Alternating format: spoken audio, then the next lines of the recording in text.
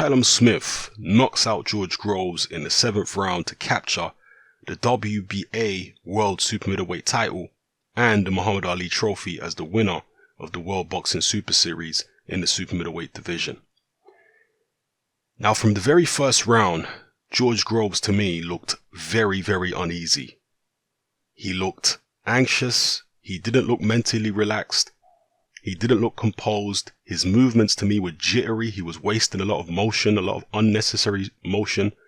Callum Smith, on the other hand, if you looked at his body language, he looked very composed, very calm, very cool, wasn't wasting motion, and his slow but steady pressure forward was forcing George Groves to waste motion and making George Groves look uneasy.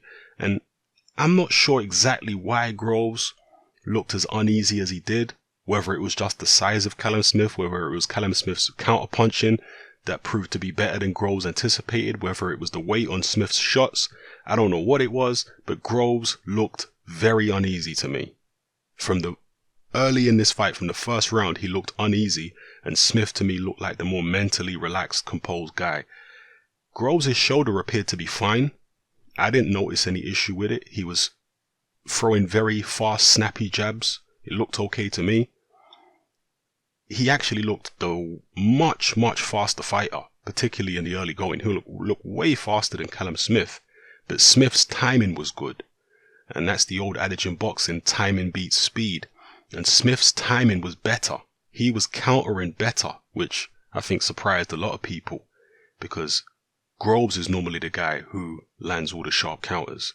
But Smith was landing very, very sharp counters on Groves, using his height well, fighting side on, good punch placement, good jabs, and just very composed and a good boxing display.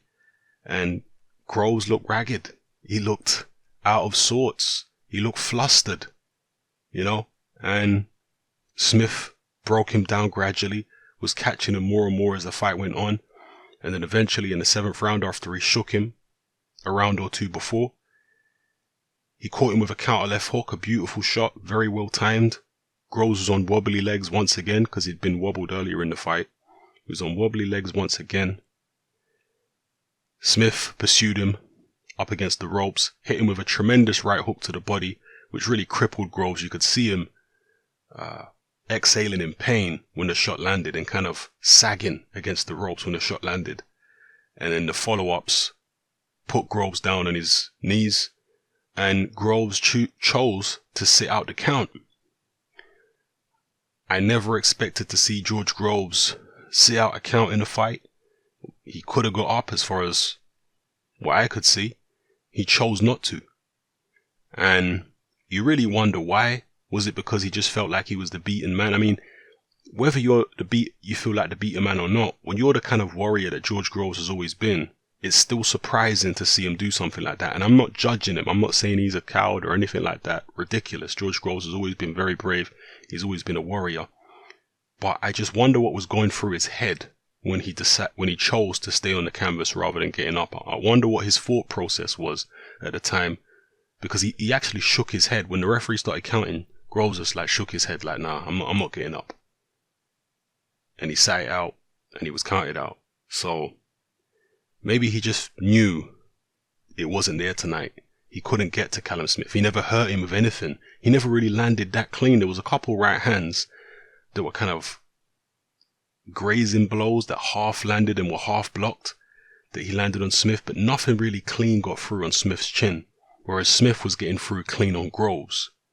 And Groves' hands down defense as well works against, I guess, fighters who are more open, particularly fighters who are the same height as him or shorter. But against a guy like Callum Smith, who's much taller than he is with much longer arms, fighting side on, having your hands down obviously can be a bit costly at times. I guess it was a little similar to maybe David Haye against Klitschko in some ways, when you've got a big guy who has a very well-defined construct and he's just making sharp but accurate little moves, and you're running around all over the place. trying to find a way past his big long reach, and you're not sure how to do it. Now, Groves was a lot more ambitious than David Haye was against Klitschko, but it was a similar kind of dynamic where Groves wasn't quite sure how to get a big shot on Callum Smith's chin because Smith keeps his hands high. And when Groves was coming in with him low hands, whenever he did pot shot, Smith was quick with the counters. And he caught him on several occasions. And yeah, Groves just lost his shape. He was looking ragged from early on in the fight. Maybe it's just because Smith is that good. Maybe it was because of something else. I don't know. You'd have to ask George Groves how he felt in the ring and what he felt went wrong. But bottom line is, it was a very good performance from Callum Smith. He wins the World Boxing Super Series Super Middleweight final, and he'll go on to bigger and better things. He's a young man, 28 years old, and he's got a bright future. And not only could he compete at super middleweight, but potentially he could move up because he's such a huge guy. 6'3" for a super middleweight is very, very big. So yeah, let's see how Callum Smith's career progresses. There's obviously unification possibilities for him at super middleweight, and Eddie Hearn has got a new world champion. I was actually surprised that Hearn didn't get on the microphone during the post-fight interview and share some of the limelight, because he likes to do that. But we didn't hear from Fastcar this time. But Callum Smith enjoyed all the glory and all the limelight along with his trainer Joe Gallagher, and hats off to them. They did a very, very good job. And as far as George Groves, I'm not sure where Groves goes from here. He might retire. He's had a long, hard and tough career. He's made a lot of money. He's done a lot of good stuff, and he might be in the same boat as James DeGale at this point, They're both from the same amateur gym, and they're both now looking as though they've seen better days. And, I predicted Groves and DeGale's downfall quite a while ago. I felt like they were over the hill, but Groves surprised me. I'm not going to lie. He surprised me with his performances against Cox and Eubank, in the sense that he looked sharp. Like, forget about the level of opposition, okay? The sharpness that he showed in those fights, the speed, surprised me, because I didn't think he had that kind of speed anymore. But after this Smith fight, maybe it is the end for Groves. And after DeGale's last fight, the rematch with Truax, maybe it's the end for him too. Maybe he can fight Eubank and then sail off into the sunset. Win or lose after that, we'll see. But it does feel as though DeGale and Groves at this point are coming to the end. That's how it feels like to me. But who knows, man? They might surprise me. It might be like a Derek Chisora situation where every time you write him off and think he's finished, he comes back and produces something. So styles do make fights at the end of the day. And perhaps it was just a case of Callum Smith having a style that Groves couldn't deal with. Maybe the height and the reach, being technically good, not making many mistakes. Maybe Groves just couldn't deal with that type of style.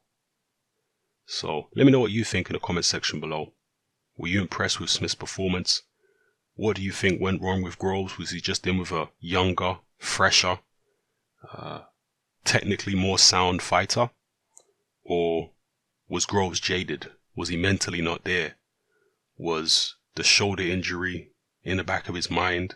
Tell me what you think. I mean, none of us know, because we're not in George Groves' mind, we're not in his body, so we don't know. But let me know what you think anyway. Alright? It's Sam and I'm out. Join me on Patreon. I upload a minimum of 2 podcasts every single week, covering a wide variety of controversial topics, as well as live stream Q&A sessions. Take a look on screen right now at some of the podcasts I've produced so far. For just $3 a month, the equivalent of about £2 a month, you get access to all my new podcasts and my entire back catalogue of past podcasts, including my popular Confessions of a Nightclub Bouncer series. You can listen on your computer or on your smartphone or tablet by downloading the Patreon app from the Google Play Store or the App Store for free. The Patreon app also allows you to download each podcast in MP3. For less than the price of a cup of coffee, you get access to dozens of hours of exclusive content. It's easy to sign up, there's no contract, and you can cancel at any time. So come and join our community of free and critical thinkers by signing up with me here on Patreon today.